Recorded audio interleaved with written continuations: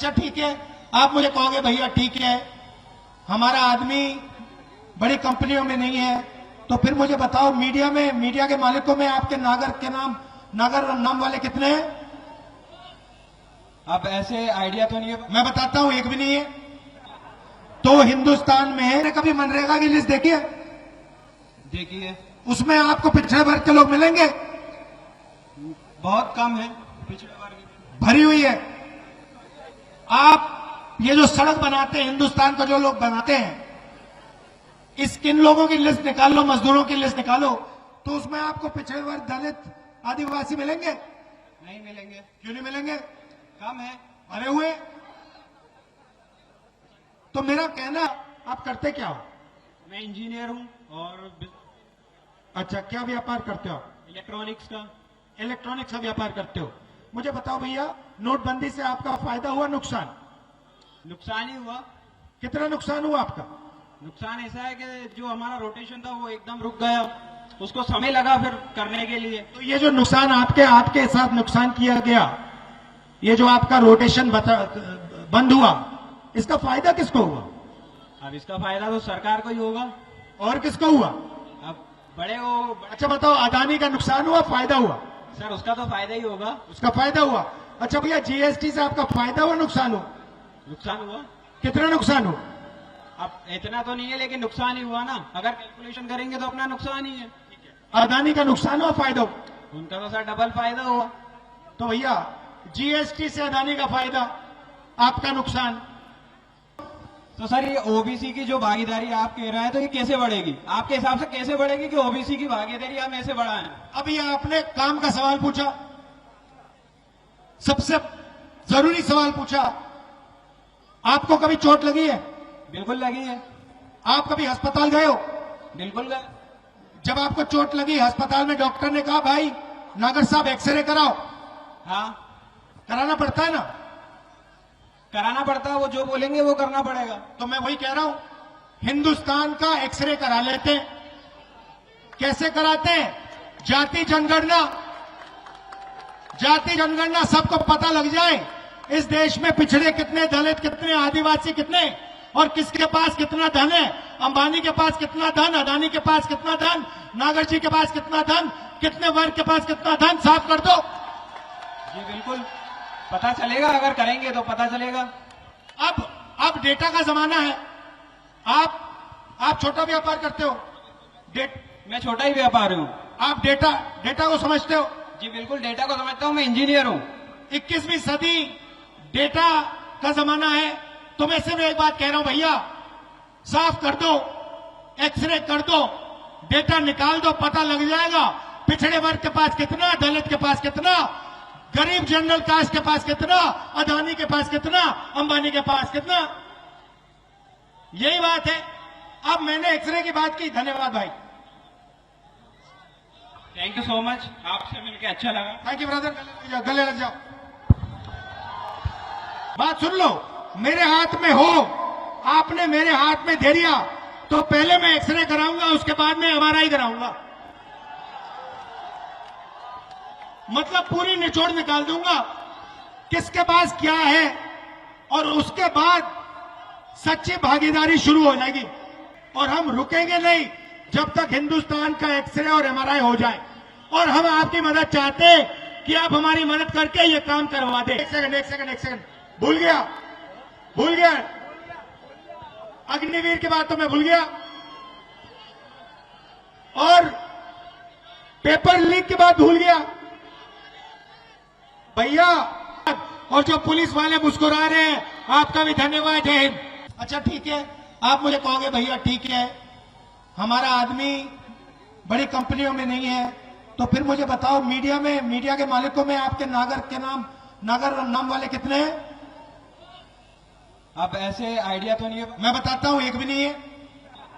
तो हिंदुस्तान में ना बड़ी कंपनियों के मालिक पिछड़े वर्ग के, ना मीडिया के मालिक पिछड़े वर्ग के, ना प्राइवेट अस्पताल के मालिक पिछड़े वर्ग के, ना प्राइवेट स्कूल कॉलेज के मालिक पिछड़े वर्ग के।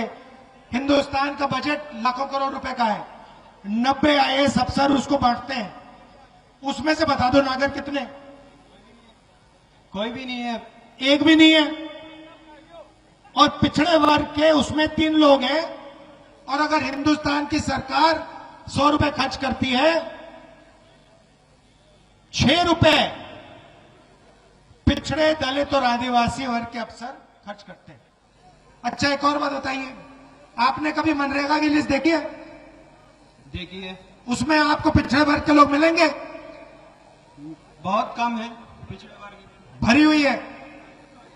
आप ये जो सड़क बनाते हैं, हिंदुस्तान को जो लोग बनाते हैं, इस किन लोगों की लिस्ट निकाल लो, मजदूरों की लिस्ट निकालो, तो उसमें आपको पिछड़े वर्ग, दलित, आदिवासी मिलेंगे? नहीं मिलेंगे। क्यों नहीं मिलेंगे? कम है। भरे हुए। तो मेरा कहना है, मजदूरी में आप लोगों के नाम मिलेंगे,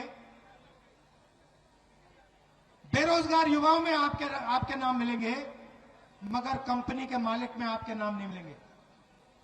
आपके वर्ग के लोग अस्पताल नहीं चलाएंगे, यूनिवर्सिटी नहीं चलाएंगे, तो ठीक है।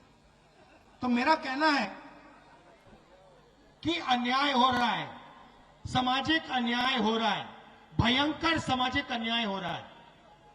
अब बताइए भैया, आप करते क्या हो?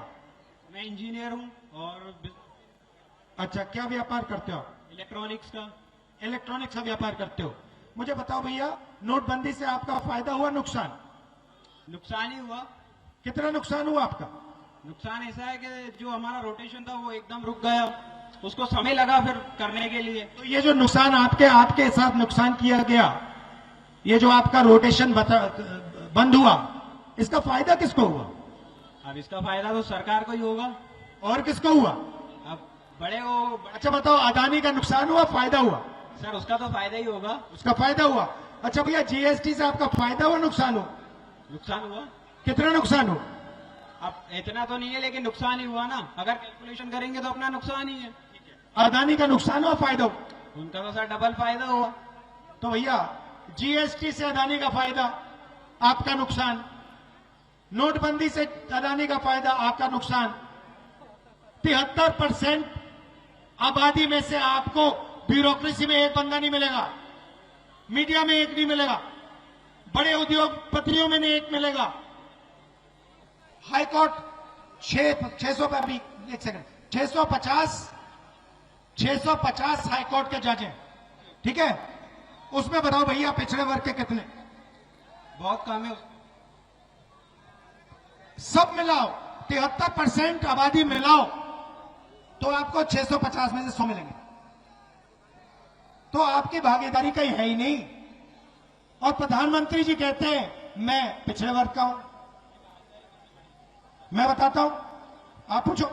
तो सर, ये ओबीसी की जो भागीदारी आप कह रहे हैं, तो ये कैसे बढ़ेगी? आपके हिसाब से कैसे बढ़ेगी कि ओबीसी की भागीदारी हम ऐसे बढ़ाएं? अभी आपने काम का सवाल पूछा, सबसे जरूरी सवाल पूछा। आपको कभी चोट लगी है? बिल्कुल लगी है।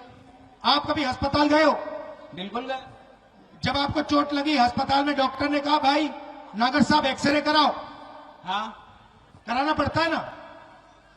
कराना पड़ता है। वो जो बोलेंगे वो करना पड़ेगा। तो मैं वही कह रहा हूं, हिंदुस्तान का एक्सरे करा लेते हैं।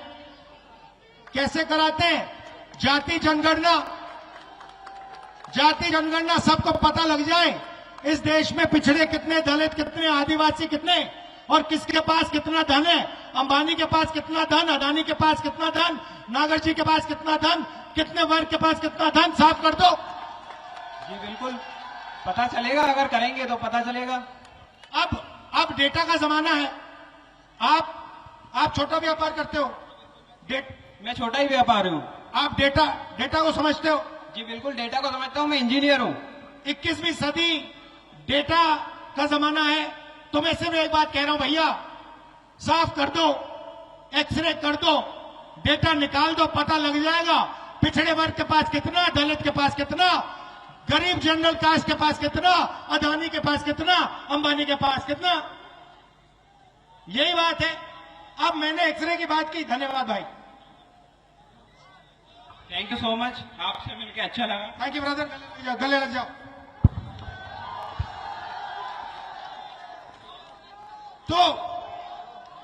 तो मैं बस ये कह रहा हूं एक सेकंड, मैं बस ये कह रहा हूं भैया, मैं कह रहा हूं एक्सरे करा दो। और भैया मेरे हाथ में हो ना, बात सुन लो, मेरे हाथ में हो, आपने मेरे हाथ में दे दिया तो पहले मैं एक्सरे कराऊंगा, उसके बाद मैं एमआरआई कराऊंगा। मतलब पूरी निचोड़ निकाल दूंगा किसके पास क्या है, और उसके बाद सच्ची भागीदारी शुरू हो जाएगी। काम तब जाके शुरू होगा। कांग्रेस पार्टी क्रांतिकारी काम करती है। हम आजादी के लिए लड़े, हरी क्रांति के लिए लड़े, सफेद क्रांति के लिए लड़े, कंप्यूटर रेवोल्यूशन दिया। अब हम जाति जनगणना के लिए लड़ने जा रहे हैं, और हम रुकेंगे नहीं जब तक हिंदुस्तान का एक्सरे और एमआरआई हो जाए। और हम आपकी मदद चाहते हैं कि आप हमारी मदद करके ये काम करवा दें। ये मैं आपसे कहना चाह रहा था। नफरत के बाजार में आप सबको मोहब्बत की दुकान खोलनी है, खोलोगे? बहुत बहुत धन्यवाद। जय हिंद।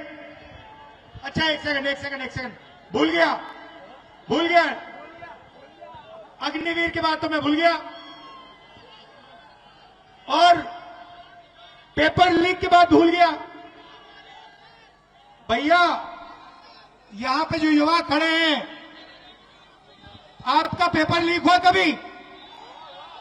ये देखो, आपको रोजगार नहीं देते, आपको अग्निवीर दिया, सेना से निकालने का काम किया, और फिर पेपर लीक कराते हैं क्योंकि ये किसी को सरकारी रोजगार नहीं देना चाहते। ये मैं आपसे कहना चाहता था। आप सबका बहुत बहुत धन्यवाद, और जो पुलिस वाले मुस्कुरा रहे हैं आपका भी धन्यवाद। जय हिंद।